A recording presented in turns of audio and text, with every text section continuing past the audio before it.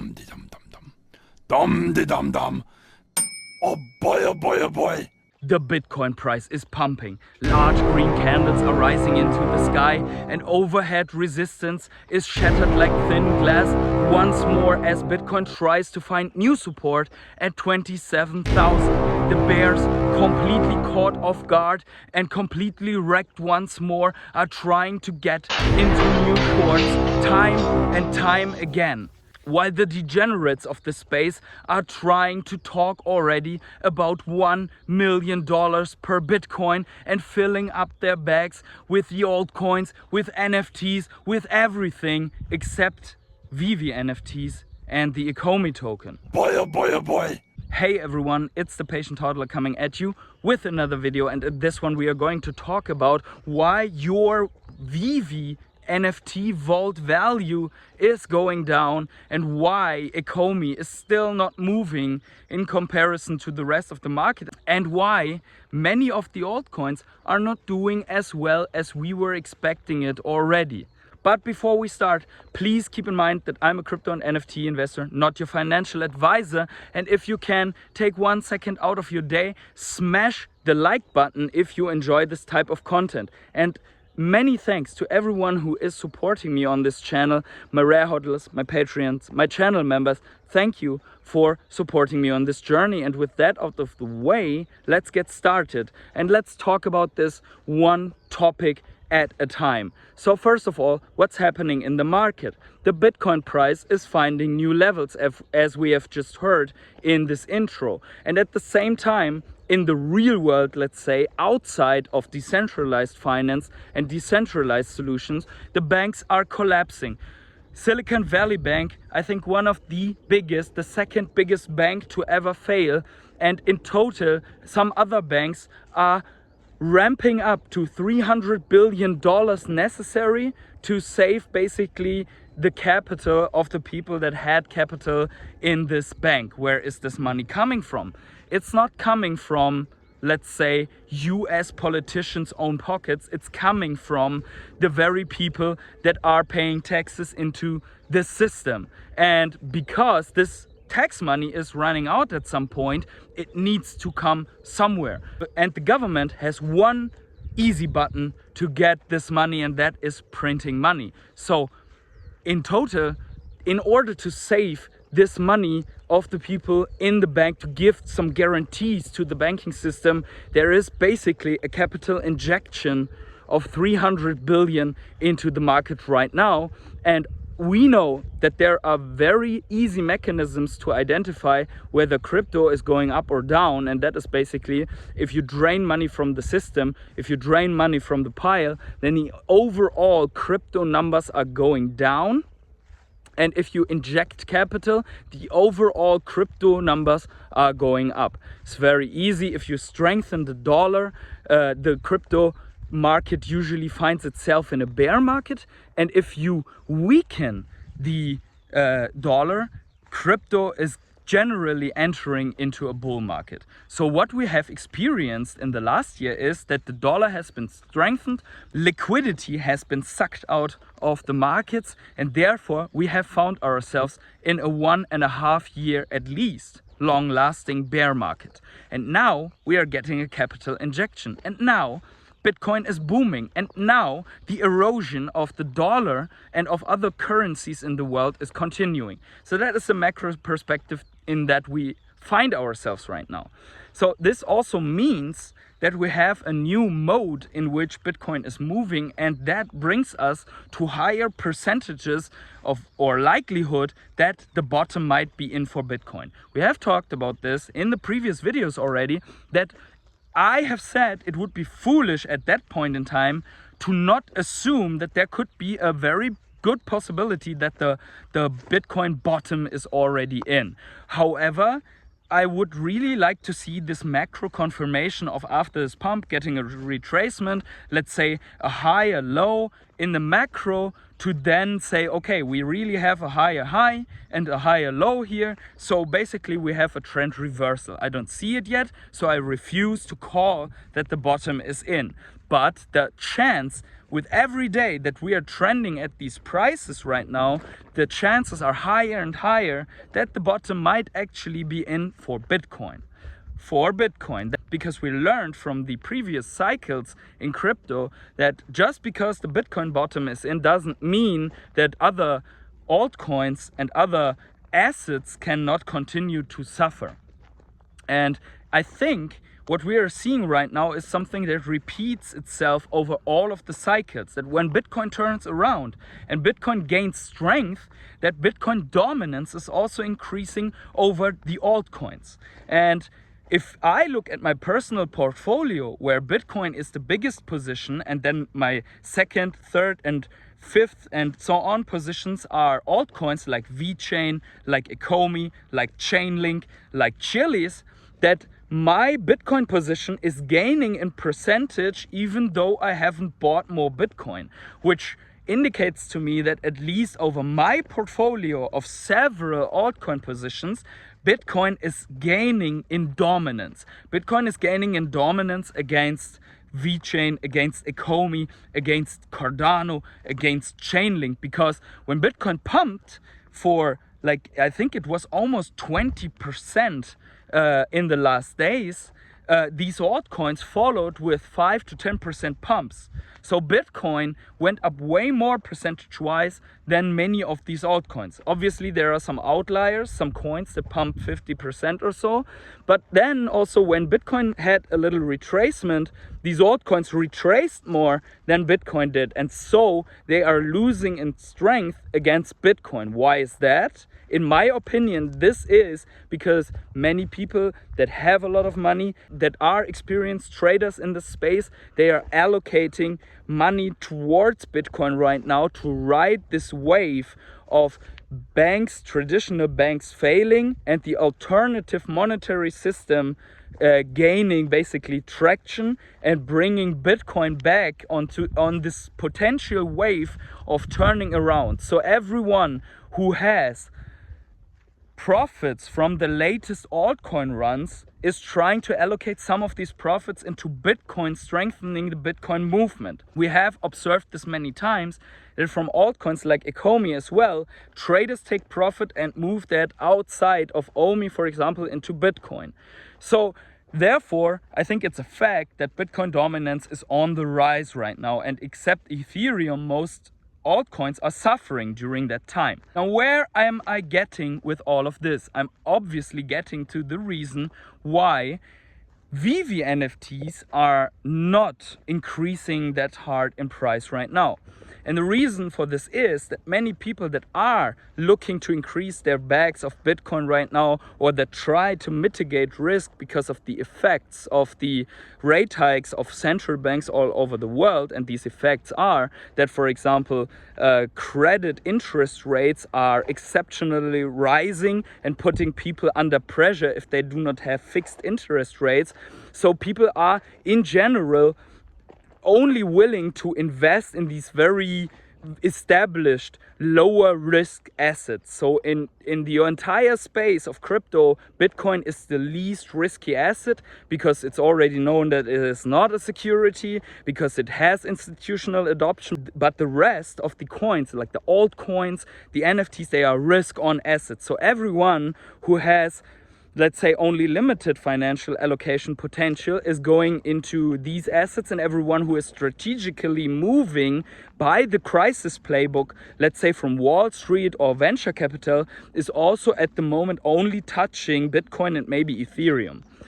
Which means that our Veve vaults are basically losing strength like an altcoin. And I really want to think of the entire Veve NFT stack, doesn't matter which ones, as an altcoin.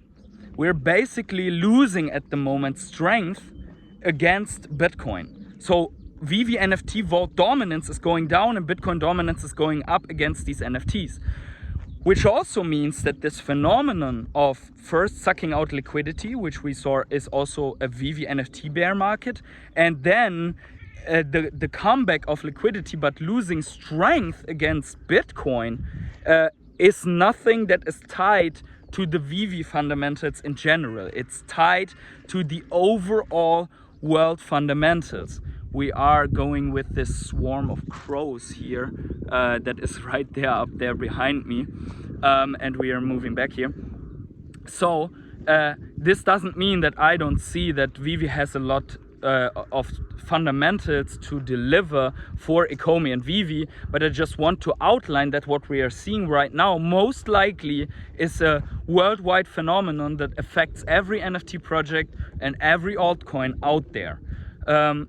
Now let's get into more specific what we have with Veve. So we see that Veve has adapted the total numbers of drops and the addition numbers within the drops to the current sentiment in the market, listing comic drops with only 5,000 editions that are selling out each and every time, and where most of the comics that are then pulled or that are bought by the people are actually trading above the retail price, which is something very good to see. And everyone who loaded up money and that didn't hit the drop potentially is shopping something else in these very low prices. This is good. It's good to see, and we see that it somehow stabilized the prices within the comic sphere. However, prices are trickling down and people are still selling off until recently, until today, where basically MCP is coming out. Now we can see at some points that seller exhaustion has been kicking in. For example, Journey into Mystery 85. The floor was at 400 and something, and now the floor is at almost 900 for the same comic, basically overnight. Why? Because secret rare comics, especially the ones that are considered in Grail territory, are very favored in terms of master collector program. They generate 6 points per day, and they are a very good hold in terms of future value. So there is a combined strategy to go with. If enough people do this and there are no more sellers because everyone already sold that really wanted to sell or that was fudding or was getting fudded, they are already gone. So what we see now is that there are more buyers than sellers in some of the more scarce collectibles. Where do I want to go with this whole argument? We are seeing one fundamental now with the Veve app in the closed walled garden of the Veve app, which is a gamification type scenario which causes people right now to buy and to purchase collectibles to bring themselves into position and to enter this competition that we already see on Twitter of people posting their daily MCP points and their MCP points and their ranks, and some other people already trying to increase their game on this, because obviously there will be many future values for those who have a lot of MCP points. So there are some really impressive accounts out there, people with almost 10,000 collectibles, people with almost 200 or more than 200 sets that are bragging right now about their ranks in the NFT, in the Twitter space of the NFTs. And that is something that makes me really bullish to see, because I think once Veve starts to delivering more and more, we can see also more and more people gaining their confidence back and really investing into collectibles once again. And I think once we see these more scarce collectibles really exploding and getting out of reach, I think sentiment will come back like it is in the crypto space. But we are lagging behind Bitcoin with the altcoins, and we are lagging behind the altcoins usually with the NFTs. So there's a little bit more room for us to trend sideways or to even trickle a little bit lower in Veve before we can come up again. My personal opinion, not financial advice. Now let's get into something that is also happening right now in Veve, which is something that I cannot understand in terms of criticism. I have read today that Marvel brought out a very scarce comic, basically like an airdrop for everyone that has this $99 subscription for Marvel event, whatever. I don't know even what this event is, but those people were rewarded from Marvel with a specific comic. And then someone commented, well, it's absolutely unfair to drop a $1,000 comic airdrop to people that are not even members of the Veve app. And I think this criticism basically misses every point of what Veve is trying to achieve and what we as investors or as collectors in the space should be interested in. Because this person already brought the best argument.